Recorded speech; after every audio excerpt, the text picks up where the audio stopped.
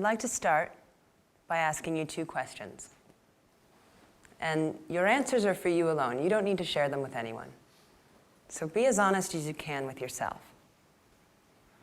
First, how do you define success? What's your own vision of success for your life? And second, what trade-offs are you making in the pursuit of that vision of success? Our culture tends to define success very much in the terms of money or power or glory or fame. And so many of us want to be successful because we think it's going to get us something. We think we're going to get some security or some freedom or opportunity or respect or a sense of worthiness. And it feels good to be successful. I've been successful. It feels really nice, especially if you've earned it and you've worked really hard. But there's some trade-offs. There's a shadow side to success in this culture that continues to focus on performance at the highest levels. And I find in my experience, people aren't talking about that enough. I've had countless conversations behind closed doors about what the costs are to this desire for success and achievement. And what I'm hoping is to start a broader conversation about what people are sharing with me. So in 2013, I was working for one of the world's largest asset management companies. The firm managed trillions of dollars in assets under management. And I had been there for several years. And my colleagues knew that one of my hobbies was around personal development and well-being, and that every holiday or long weekend or vacation, I would go to a yoga ashram or a meditation retreat. And they were curious about it. And every time I would come back, they would ask me what I learned and how I was applying it to my life. And I would tell them. And it started to happen more and more where they would pull me aside in the coffee room, or they would ask me before or after a meeting what I was learning and how I might be able to help teach them. So in 2013, I decided that I would share my meditation practice with the firm. I was in the New York City headquarters, and I decided twice a week I would lead a 30-minute guided meditation, and anyone could join if they wanted. And once a week I would write an email, and I would include self-awareness and self-management techniques and tools and tips, and I would send it out. And slowly, word of this program spread. And the first session, 60 people had signed up. And after a couple years, it spread to 1,500 people in 17 countries and 31 offices, all either dialing in or listening to the recording or getting the email. Now, what was interesting was not so much how widely the program spread or the fact that we were meditating on Wall Street. What was interesting for me was what was happening in between those meditation sessions and in response to those emails. Because people were starting to reach out to me on a really personal level. They were starting to share their lives with me. And I was able to see the human side of all these really successful people that otherwise I would never have seen, and that they weren't sharing with other people. About 2.5 years later after starting the program, I left the firm, but I continued to work with high-performance organizations around well-being and mindfulness. And so I heard more stories from people across different industries and different companies. And that's when it became really clear to me that there was a massive trade-off that people were making in this pursuit of success. And it usually came in 3 areas. First, people were trading off their health, their physical, mental, emotional health. They were pushing themselves to such extremes, often until something broke. Second, one trade-off was around relationships. They were either neglecting them or not cultivating them, sometimes until something broke. And the third one was around authenticity, their sense of their own voice and what they really wanted. They ignored it in the pursuit of success. Many times people were unconscious to these things. They didn't realize they were making these trade-offs. Other times they realized it, but they didn't know how to stop and change anything.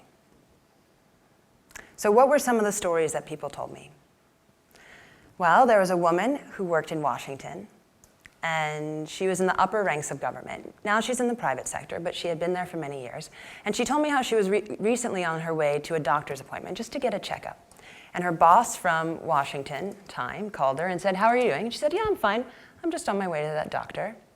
And her boss, old boss, said, "Are you okay? What's wrong? Is everything all right?" And she said, "Yeah, I'm fine, I'm just getting a checkup, it's no big deal. And in that moment, she realized that all her time in Washington, she had never taken the time to go get an annual checkup. There wasn't enough time during the day. She felt bad and guilty leaving the office for 2 hours. She was mission-driven. She was trying to get things done. The irony is that in Washington, she was working on healthcare policy. So she was working to get insurance for more Americans so that they could go to the doctor. And yet she wasn't able to integrate that into her own life. So often we know what's good for us, but we don't actually do anything about it. And I can relate to this woman because I literally stand on stages and talk about well-being, and sometimes it's hard for me as well. Sometimes people need some big wake-up call in order to snap them out of it and to get them into some sort of behavior change. There was a gentleman that we can call Jack, and he was a consultant at one of the premier consulting houses. And as normally is the case in the consulting work, they often fly to visit their client if they're not in the same city. And so Jack would do this every week. He'd fly and visit his client, and then he'd come back on the weekend to spend time with his family. And he loved his job, and he was ascending through the firm, and he was doing great. And then one Thursday night, he flies home, and he goes to his apartment. He's excited to reunite with his family, and his 2-year-old son didn't recognize him. Now for Jack, that was enough of a wake-up call. That was out of alignment with what was meaningful to him and what his priorities were. And he was lucky because he could make a change. So many of us can't if we push it too long, if we ignore our well-being that long. Right now, I'm a Sloan Fellow at the Stanford Graduate School of Business. And I was talking to one of the other fellows recently, and we were just remarking of how kind of fun and weird it is that we can wear flip-flops and shorts every day because we're so used to wearing suits and trying to look sharp. And he said, you know, Golbie, it's funny though, I actually miss my suit.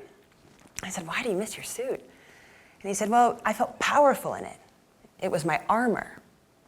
And when he said that, I looked at him, and I remembered hearing that before.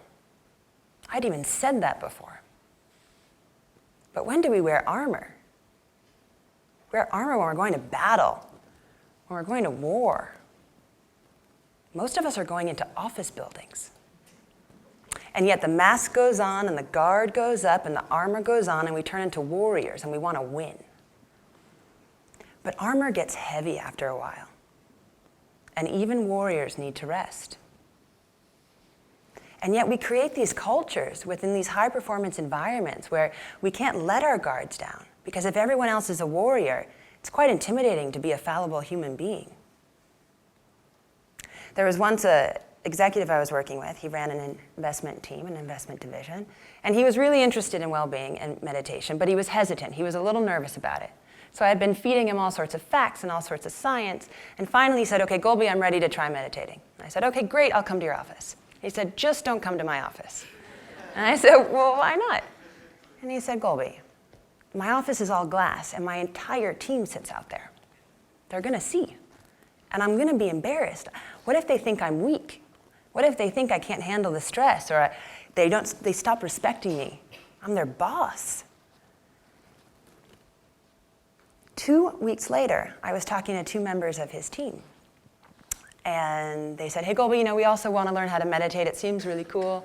The resilience training, why don't you teach us? And I said, okay, no problem. I said, why don't we actually use this opportunity to bring in the leadership team, this gentleman, as well as the rest of your colleagues, and we'll do it together as a group. And they said, well, let's not do that. Let's not tell the boss. And I said, why wouldn't we tell the boss? And they said, well, we don't want him to think that we can't handle it. We don't want him to think that we're not willing to do whatever it takes to succeed. And so you have these 2 parties that are stuck. They're not able just to be human. And they're not able to support each other in that process. There's this stigma around being human and being weak in some of these environments. And it's so detrimental to people. It's part of what leads to burnout. And so in my effort to promote well-being, I always ask people kind of where their areas of resistance are. It fascinates me when people resist and push back around things like taking care of themselves. And one of the things that comes up, and maybe some of you can relate to it, is I'll talk about taking care of oneself, and they'll say, well, I don't even know what that means. What does it mean to take care of myself? And I can relate to that too, because there was a while when I didn't know what it meant to take care of myself. And if any of you can relate to that, I encourage you to ask yourself every day, how could I take care of myself today? And if nothing comes to mind, keep asking yourself until it becomes a little clearer, until that little voice starts to become louder about what you do need in any given moment. So some people don't know. They really don't know what it means to take care of themselves. And some people do, but they're terrified to take action because they think they need to take immediate extreme action. So I'll talk about, okay, well, how can we promote more well-being in your life? And they say, well, I don't know, my gosh, am I supposed to quit my job right now? I think, what? No one said anything about quitting your job.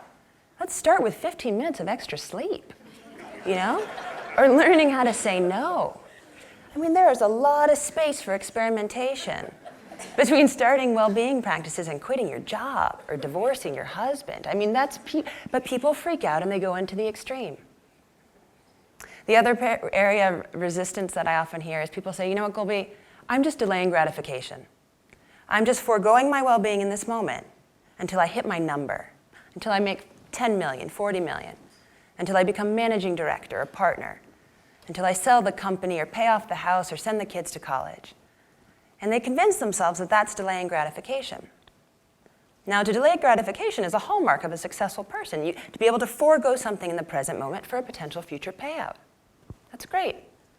Except a lot of people are kidding themselves because they're actually miserable in the present moment.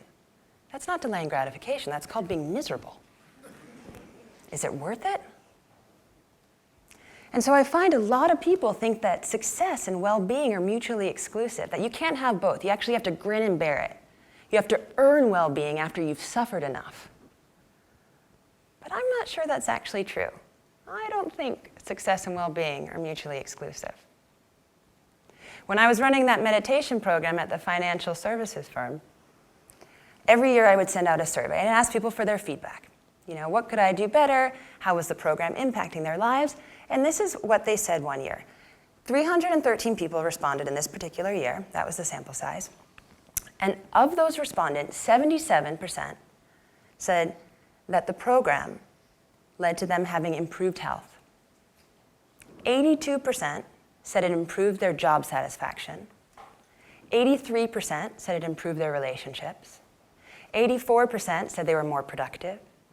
85% experienced increased mental acuity, which we defined as focus and decision-making. 90% said it increased their ability to self-manage, which was time management and energy management. And 90% said it increased their ability to deal with stress, and they experienced reduced stress. And that's just my data. The cool thing about being at Stanford is there are people there who have done tons more data. There's 30 years of data on well-being in the workplace and the benefits, not only to the individual, but to the organization and the organization's bottom line. So some people then, at this point, say, okay, well, what do we do about it? And we can really look at it in two ways. We can look at it at the individual level, and we can look at it at the organizational level. At the organizational level, it's about getting a lot more of this research applied and scaled. And there's some companies that are doing this much better than others. There's a long way to go, though.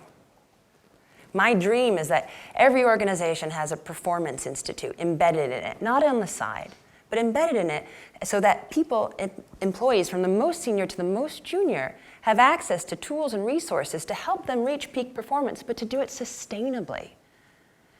So they don't burn out. They don't have to sacrifice their health or their relationships or their sense of who they are. I think more organizations need to create the conditions to allow their employees to thrive, not just survive. And we need more leaders to have the courage to come out and be human while leading. And the thing about leadership is you don't have to be at the top of the organizational ladder. You don't have to be the top guy, but you do have to have courage. At an individual level, it's not one size fits all. What your needs are going to be different than my needs. And my needs are going to be different than yours. And we're going to have different priorities.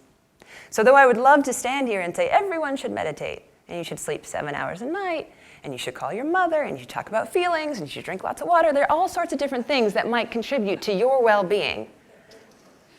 And I might have some ideas, but ultimately this is where you come in. Because even though you might not realize it, You have the answer. But it requires that you ask the difficult questions of yourself. And a lot of people don't want to do that. So I'll ask them of you. Once again, how do you define success? How do you envision it in your life? Is there a way that you can expand that definition to allow space for your common humanity? What trade-offs are you making in the pursuit of that success? Are you okay with those trade-offs? Are you really okay with them? Because when all's said and done, it's your life. And we have to be at peace with each of our lives. And if you're not okay with it, what are you willing to do about it? And what are you committed to doing about it? And what kind of help do you need, and how could you help somebody else? My ask, my transparent call to action is for you to think about those questions for the next couple days. And when you go to work next week, to ask them of a colleague and just to listen to the response. And if you have the courage, to share your authentic response as well. Because too many of these conversations are happening behind closed doors, and we could help so many people if we start to open up the conversation, especially in work environments. The reason I'm giving this specific talk is because I know that there are so many people that feel like they're alone in trying to find balance, trying to find their way in these success-driven environments. And they want to be there, but they want to be there and do it sustainably. So I'm here to say you're not alone. But we do need to support each other. Well-being and success are not mutually exclusive. Well-being's not some prize after you suffer long enough. You're allowed to enjoy the experience of your life, even if it's on the way to something greater. I suppose if I could leave you with one thing, it would be this. Do not underestimate the impact you can have on another person's life by just creating the space for them to be human. With that, I wish you tremendous success, however you define it, and may it be sustainable. Thank you.